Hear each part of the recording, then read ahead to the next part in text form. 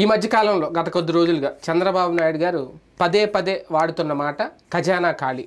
మన శ్రీకాకుళంలో మాట్లాడిన, అంతకుముందు లేదంటే ఈ శ్వేతపత్రాలు విడుదల చేసే సమయంలో మాట్లాడిన, ఎప్పుడు చూసినా ఖజానా ఖాళీ, ఖజానా ఖాళీ, ఖజానా ఖాళీ. ఈ ఖజానా ఖాళీ మాట వెనక ఏంటి? ఒక పక్క సూపర్ 6 గురించి సమాధానం చెప్పాలి, సూపర్ 6లో పథకాలు ఎప్పుడు అమలు చేస్తారో చెప్పాలి, అసలు మొదలవుతాయి లేదా మహిళలకు ఇస్తారన్న 1500 కానీ లేదంటే మిగిలిన పథకాలు 6 పథకాల విషయంలో అది క్లారిటీ ఇవ్వకుండా ఖజానా ఖాళీ అని చెప్పడం, ఖజానా నిండాకే సూపర్ 6 హామీలు అమలు చేస్తాయనే దాని ఉద్దేశమా, లేదంటే ఆయన ఆడుతున్న మైండ్ గేమ్ ఏంటి? ఇది అంశం మీద చర్చించే ప్రయత్నించారు. సరే, ఏంటి ఈ ఖజానా ఖాళీ? ఒక పక్క కొన్ని లెక్కలు ఏడాదికి మనకి 2 లక్షల కోట్ల వరకు ఆదాయం, అది ఇంకా 10%, 15% పెరుగుతూనే ఉంటుంది తప్ప తగ్గదు. ఆ జీఎస్టీ రూపంలో ఇంకో రూపంలో వచ్చే ఆదాయం.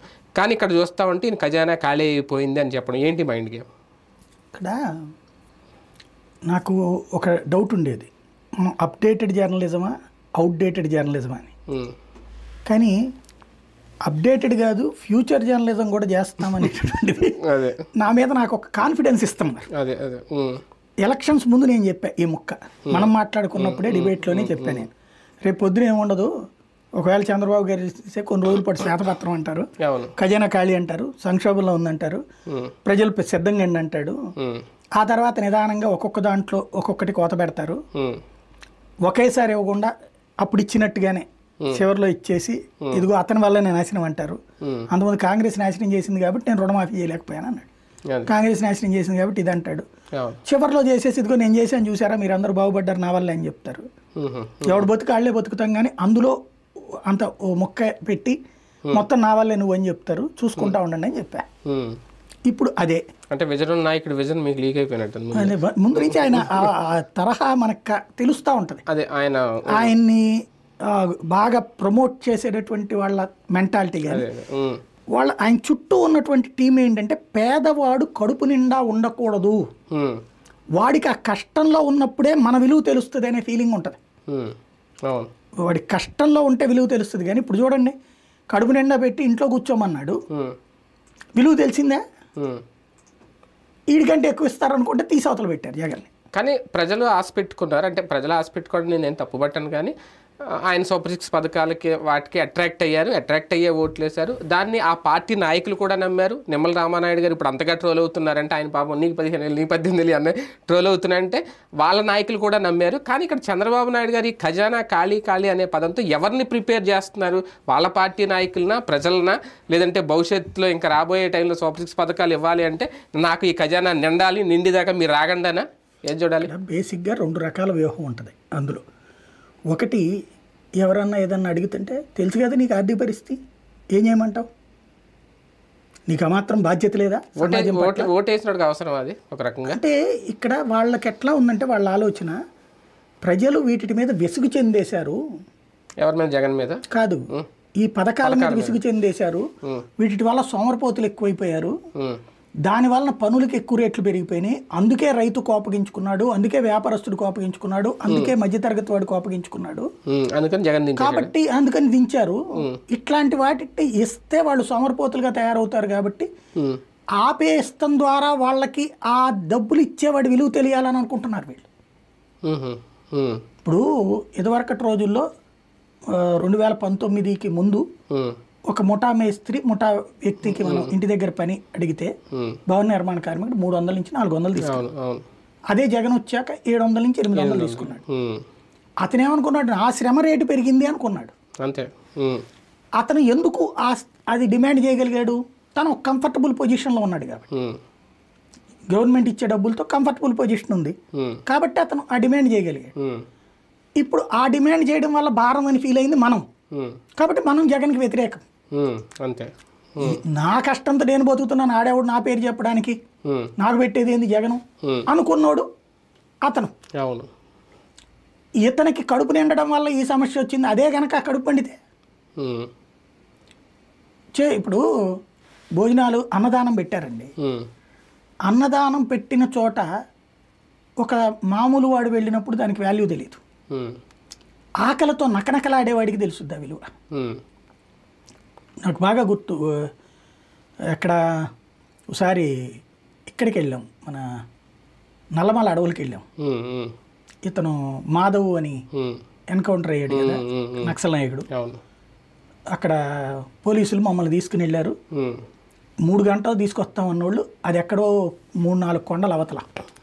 మాకు లోపలికి వెళ్ళాక అప్పుడు చెప్పారు, ముందే చెప్తే కనుక మేము రాకపోతే పోలీసులు సెక్యూరిటీ థ్రెట్, జర్నలిస్టులు ఉన్నారు కాబట్టి వాళ్ళని ఏం చేయరు. అది మాకు తర్వాత అర్థమైంది లోపలికి వెళ్ళాక. పదండి పదండి పదండి అని నడిపించుకుంటూ వెళ్ళిపోయి వాళ్ళు ముందు వెళ్ళిపోయారు, మేము మధ్యలో దారి తప్పేసి అడవిలో. చివరికి ఎటు వెళ్ళాలో తెలియదు. 5గురు ఉన్నాం. ఈటీవీ నుంచి ఓ రిపోర్టర్, కెమెరామెన్, నేను అప్పుడు TV9లో ఉన్నాను, నా కెమెరామెన్, ఇంకొక రిపోర్టరు, 5గురు ఉన్నాం మొత్తం.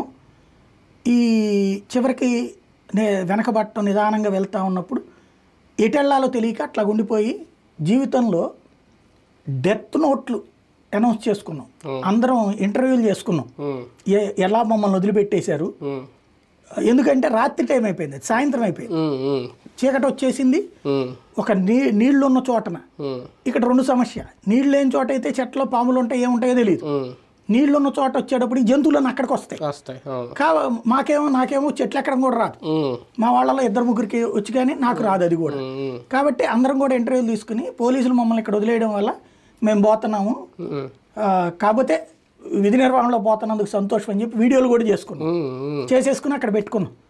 అదృష్టవశాత్తు అలా ముందుకెళ్ళినటువంటి టీంలో వెళ్ళిన ఇంకొక అతను విశాలాంధ్ర ఫోటోగ్రాఫర్ ఉండేవాడు, అతను వెనక్కి వచ్చేసాడు. ఎందుకంటే ఆ పోలీసులకి రూఢి తెలియక తిరుగుతున్నారని అతను గ్రహించేసి వెనక్కి వస్తా ఒక ఆటవిక్కుండి వెంట పెట్టుకొచ్చాడు. అక్కడ అడవిలో ఉన్న గిరిజను నుండి వెంట పెట్టుకొచ్చాడు. అతను రావడం వల్ల దాదాపు 2-3 గంటలు మేము అక్కడ కూర్చుని పోయాము. అతను రావడం వల్ల మళ్ళీ మేము వెనక్కి, ఎందుకంటే మాకు ఎక్కడ ఎటు వెళ్ళాలి ఎట్ట తెలుసు, అడవులు గ్రామాలు ఏమని అట్లా వెనక్కి వచ్చాం. కడుపులో అంత ఖాళీ. ఎందుకంటే పొద్దున్నే వాస్తవంగా అడవిలోకి వెళ్ళాల్సింది మా జకీర్ వెళ్ళాలి, తను హైదరాబాద్ నుంచి వస్తున్నాడు. నేను ముందు వెళ్ళాను అక్కడ కవరేజ్కి. జకీర్ది కారు లేట్ అయిందని నన్ను వెళ్ళిపోమన్నారు అడవిలోకి. బయట ఉండి కవర్ చేయాల్సింది నేను, అడవిలోకి వెళ్ళాల్సింది జకీరు. చివరికి అడిదిట్ అయ్యింది. నేను అడవిలోకి వెళ్ళిపోయి వెళ్ళేటప్పుడు ఇంకేం రాత్రిపూట కూడా ఏం తిని వెళ్ళాలి, పొద్దున ఏమీ లేదు. పొద్దున్నే అప్పుడు తెల్లారుజామున వీళ్ళు 5ంటికి బయలుదేరదీశారు. ఆ టైంలో ఏం దొరుకుద్ది, ఏదో ఇడ్లీ తీసుకుంటే సాంబార్ అన్నాడు, అది చూస్తే దరిద్రంగా ఉంది, ఏం తినలేకపోయాం. అట్లా వెళ్ళిపోయాం. ఎర్రగొండపాలెం ఆ రూట్లోంచి పోయాం అనమాట లోపలికి. అయిపోయాక ఆ కడుపులో ఏమీ లేదు, దారుణమైనటువంటి పరిస్థితి. మంచినీళ్ళు తాగి వెతికినది. రాత్రికి 11 ఇతను వచ్చిన తర్వాత అట్లా నడుచుకుని ఒక గూడెం దగ్గరికి తీసుకెళ్ళాడు. ఆ గూడెంలో ఆ టైంలో కడుపులో నకనకలాడిపోతా ఉన్నప్పుడు అప్పుడు అన్నం వండి పెట్టారు అక్కడ ఉన్నటువంటి ఒక హాస్టల్లో ఉన్న టీచర్ గారు. ఆకలి విలువ ఆ రోజున తెలిసింది. లేదా నీళ్లలో గోదావరి వరదలప్పుడు చిక్కుకుపోయి ఓ రోజున ఇబ్బంది పడ్డాం. అక్కడ తెలిసిందంటే ఆకలి విలువ అనేటటువంటిది. ఆకలి వేసే జబ్బులు జబ్బులో ఉన్నాయి, తినడానికి ఏముండదు కదా అక్కడ, అడవికి ఇవ్వలేము లేకపోతే నదికి ఇవ్వలేము కదా. కాబట్టి అట్లాగా ఇప్పుడు విలువ తెలుస్తుంది, ఒక ఆస్పెక్ట్. రెండవది ఏంటంటే వీళ్ళు అనుకుంటున్నది రైట్, మనల్ని సైకలాజికల్గా ప్రిపేర్ చేస్తున్నారు. ఇప్పుడు మీకు ఏమీ లేదు లేదు లేదు అని ఫీల్ అయినప్పుడు ఎంత ఇచ్చినా గొప్పగా అనిపిస్తుంది. అదే ఇది వస్తుంది అన్నప్పుడు, ఇప్పుడు జగన్ ఏమనుకున్నారు, 4,000 ఇదే 3,000 వచ్చింది కదా, 4,000 ఇస్తాడులే అనుకున్నారు. మీరు చూడండి జగన్ ఇన్ఫ్లుయెన్స్ పడిపోయింది వాళ్ళ మేనిఫెస్టో తర్వాత. అంతవరకు 50-50 ఛాన్స్. మేనిఫెస్టో తర్వాత ఫస్ట్ తిట్టిన వాళ్ళు సొంత పార్టీ కార్యకర్తలు. ఆయన 4,000 చెప్తుంటే ఇది 3,500, అది కూడా లాస్ట్ ఏడాది 250 అంటాడింది. ఇదే మెర్రితనం అని. అప్పుడు పార్టీ వాళ్ళు ఏం చెప్పారు, మనం అట్లా దొంగ హామీలు ఇవ్వము, చంద్రబాబు నమ్మరు, మనల్ని నమ్ముతారని. ఇవన్నీ మీరు సొల్లిసారన్నారు వాళ్ళే. నిజమైంది కదా. ఇప్పుడు జగన్ నమ్మలా, 250 పెంచుతానంటే ఇప్పుడు ఈ 4,000 పెంచేస్తాడు కదా వెంటనే. కానీ పెన్షన్లు తీసేస్తున్నాడు, మనుషులు తగ్గించేస్తున్నాడు. అదే సందర్భంలో ఇప్పుడు జగన్కి సంబంధించినటువంటి కాన్సెప్ట్ ఏమైపోయింది, ముందే ఇచ్చేసేటప్పుడు రొటీన్ అయిపోయింది. ఇప్పుడు మీకు రాదు మీకు రాదు మీకు రాదు అని మీరు ఫీల్ అయ్యాక మీకు వచ్చింది అనుకోండి, హ్యాపీనే కదా. మీ ఊళ్ళో 10 మందికి కాకుండా మీకే వచ్చింది అనుకోండి, మీకు హ్యాపీనే కదా. కానీ సాధారణ ప్రజలు లేదంటే ఈ పథకాల మీద ఆశ పెట్టుకుని సూపర్ 6 కోసం వేచి చూస్తున్న వాళ్ళు, అమ్మఒడి తల్లికి వందనం ఇంకా రాలేదు, ఇస్తారు ఎవరు ఈ ఏడాది లేదని చెప్పేసి చేతులు, వీళ్ళందరి డౌట్ ఏంటి అంటే మొన్నటి వరకు కూడా అన్నట్టున్నారు చంద్రబాబు నాయుడు గారు, ఒక అసమర్థ సీఎం 5 ఏళ్ళు పరిపాలిస్తే ఎలా ఉంటుందో, ఆయన కనీసం ఒక ఆలోచన లేదు, హడావుడిగా నవరత్నాలను పెట్టేసి అప్పులు చేసేసి రాష్ట్రాన్ని నాశనం చేసేశారు, ఆ అర్హత లేని ఒక సీఎం పదవిలో ఉంటే 5 ఏళ్ళ పరిస్థితి ఇదే అనే కదా ప్రతిదీ శ్వేతపత్రం విడుదల చేసినాం. కానీ ఆయన ఎంత సీనియారిటీ ఉండి ఎంత విజన్ ఉండి ఈ మోయలేని భారం ఈ పథకాలు ఇస్తానని సూపర్ 6 కానీ ఇంకో పథకం చెప్పడం అంటే ఇక్కడ ఈయన విజన్ తప్పిందా, ఈయనకి తెలియదా, ఎందుకు ఇవ్వలేనప్పుడు ఇంత భారీగా మేదేసుకోవడం పథకాలు? ఇప్పుడు ఇద్దరు జవాబుదారీ అండి ఇక్కడ, చంద్రబాబు పవన్ కళ్యాణ్. బీజేపీ ఆ మేనిఫెస్టో ముట్టుకోలేదు. అవును, అది ప్లస్ తప్పుకున్నారు. వీళ్ళిద్దరే ఇచ్చింది. ఈవెన్ పవన్ కళ్యాణ్ కూడా తెలియదు, కానీ చంద్రబాబు చెప్పారు కాబట్టి చేస్తాడు ఆయన అని నమ్మాడు. ఆయన మీద నమ్మకం. బేసిక్గా ఇక్కడ ఇవన్నీ రావాలంటే ఇప్పుడు జగన్మోహన్ రెడ్డి వీళ్ళు చెప్పినట్టు 14 లక్షలు కాదు 9.5 అని తేల్చారు కదా మళ్ళీ. అంతకుముందు 3 లక్షల కోట్లు అన్నారు కదా, అంటే 6 లక్షల కోట్లు వాళ్ళు చెప్పిన లెక్క అనుకో. ఏడాదికి 1,00,000 కోట్ల రూపాయలు అదనం. నువ్వు ఏడాదికి 1,00,000 కోట్ల రూపాయలు ఎన్ని శతాబ్దాలకి పెంచుతావు రాష్ట్ర ఆదాయం? ఎన్ని శతాబ్దాలకి? నేను అనేది దశాబ్దాలు కూడా కాదు, శతాబ్దాలకి పెంచాలి. అంతే కదా. ఇప్పుడు రాష్ట్రం, ఇప్పుడు హైదరాబాద్ చెప్తారు నా వల్లనే, హైదరాబాద్ ఆదాయం ఎంత ఉంది? 55,000 కోట్లు. తెలంగాణ మొత్తం నిరుద్యోగం అల్లాడుతుంటే హైదరాబాద్ వచ్చి దాన్ని చూసుకుని పండగ చేసుకుంటున్నాం. అంటే అక్కడంతా అడుక్కుది ఏంటంటే ఇక్కడ అద్భుతం అని చెప్తున్నాం. ఇప్పుడు అదే పరిస్థితి ఇక్కడ. 1,00,000 కోట్లు నువ్వు ఎప్పుడు సంపాదిస్తావు? పోనీ వాస్తవంగా చెప్పాలంటే జగన్ టైంలో జిఎస్టిపి పెరిగింది, జిఎస్టిపి గ్రోత్ పెరిగింది. మీరు నాకు అర్థం కాదు అదే, ఇదివరకు వైసీపీ వాళ్ళు జిఎస్టీపీకి మన జిఎస్టీది ప్రతి నెల రిలీజ్ చేసేవాళ్ళు. ఈ 2 నెలల నుంచి రిలీజ్ కావట్లేదు. మరి కేంద్రం వాళ్ళతో మాట్లాడుకుని సైలెంట్ చేసేసారా? ఇదివరకు ఇదే ఈనాడు జ్యోతిలో వచ్చాయి. దాంట్లో తెలంగాణతో పోల్చితే మన దగ్గర తగ్గిందంటే తెలంగాణతో పోల్చుకుంటే మనకి ఎక్కువే వచ్చేది ఆదాయం. కంపారిజన్ పరంగా చూసుకుంటే మనం టోటల్గా చూసుకున్నప్పుడు పెరుగుదల తెలంగాణ కంటే ఎక్కువ ఉండేది. అదే సందర్భంలో మనకంటే ఎక్కువ తెలంగాణకు ఉండేది ఆదాయం. జిఎస్టీ ఇప్పుడు ఏమైందో తెలియట్లేదు ఆ డేటా కూడా. ఇప్పుడు సమస్య ఏంటంటే సంపద అంతా సృష్టించాకైతే ఈ పథకాలు అసాధ్యం. దానికోసం సైకలాజికల్గా ఎంతో కొంత ఇచ్చి అనర్హుని అనే పేరుతో చాలామందిని తగ్గించడం కోసం అతను ఇట్లాగా మోసం చేశాడు అనే పేరుతో నడిపించడం ఒక ఆస్పెక్ట్.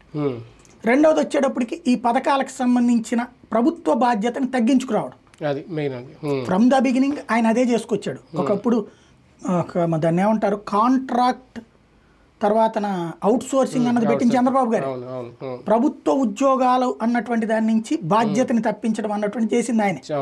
ప్రభుత్వ పాఠశాలలకి పోటీగా ప్రైవేట్ కార్పొరేట్ పాఠశాలని కళాశాలను ప్రోత్సహించింది ఆయన. ప్రభుత్వ వైద్యశాలకు పోటీగా ప్రైవేట్ కార్పొరేట్ ప్రోత్సహించింది ఆయన. దాన్ని సమర్థించే వాళ్ళే తెలుగుదేశం వాళ్ళందరూ కూడా.